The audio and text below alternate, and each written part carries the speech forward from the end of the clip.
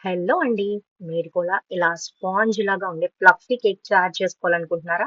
ఇంకెందుకు ఆలస్యం? పదండి రెసిపీ చూపించేస్తాను. నేను ఈ బౌల్‌తో మెజర్‌మెంట్ తీసుకుంటున్నాను. దీంతో 1 cup of sugar, 1 cup of maida and half cup of butter.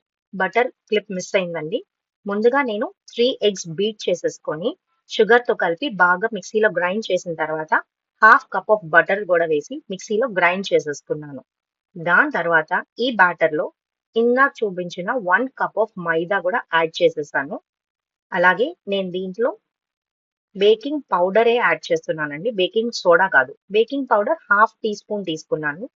ఇవి కలిపి మళ్ళీ మిక్సీలో బాగా గ్రైండ్ చేసిన తర్వాత బ్యాటరు ఇలా రావాలండి. ఇలా వస్తేనే మన కేక్ రెడీ అయిపోయినాక చాలా మెత్తగా ఉంటుంది. ఇప్పుడు నేను ఈ కేక్‌ని ఈ బౌల్‌లోకి ముందుగా ఘీ రాసి పెట్టేసుకున్నాను. దీంట్లోకి ఈ బ్యాటర్‌ని ట్రాన్స్‌ఫర్ చేసేస్తున్నాను. ఈ బ్యాటర్ పోసేటప్పుడు ఒక్కసారి ఆ లేయర్స్ ఎలా వస్తాయో చూడండి. ఇలాగే మీకు కూడా లేయర్ లాగా వస్తేనే కేక్ బావుంటుంది. ఇలా మొత్తం దీంట్లోకి ట్రాన్స్‌ఫర్ చేసేసుకున్నాక ఈ బౌల్‌లోకి నేను ముందుగా స్టవ్ మీద ఒక 10 మినిట్స్ ఇలా ఇసుక పోసిన పాన్‌ని ప్రీహీట్ చేసి పెట్టుకున్నాను.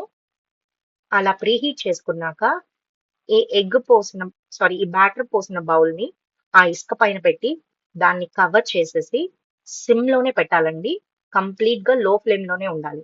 మూత పెట్టేసి నియర్లీ ఒక్క 40 మినిట్స్ దగ్గర దగ్గర బేక్ అవ్వాలండి కేకు. మధ్యలో ఒక్కసారి మనం లిడ్ ఓపెన్ చేసి చూసినప్పుడు లైట్‌గా ఇలా పొంగుతూ ఉంటుందండి కేకు. తర్వాత 35, 40 మినిట్స్ తర్వాత మనం ఒక నైఫ్ తీసుకొని కేక్‌లో ఇలా పెట్టి చూసినప్పుడు ఏమాత్రం స్టిక్ అవ్వకుండా ఉండాలండి. అప్పుడే మన కేక్ రెడీ అయినట్టు లెక్క. ఇప్పుడు నా కేక్ రెడీ అయిపోయింది. దీన్ని మళ్ళీ లిడ్ పెట్టేసి గ్యాస్ స్టవ్ ఆఫ్ చేసేసి ఒక 10 మినిట్స్ అలా వదిలేసాను. తర్వాత ఆ కేక్‌ని ఒక ప్లేట్‌లోకి ట్రాన్స్‌ఫర్ చేసుకున్న తర్వాత చిన్న చిన్న పీసెస్‌గా కట్ చేసుకుంటే చూసారా? ఈ యమ్మీ కేక్ రెడీ. ఇంకెందుకు లేట్? మీరు కూడా ట్రై చేసేయండి. Bye bye.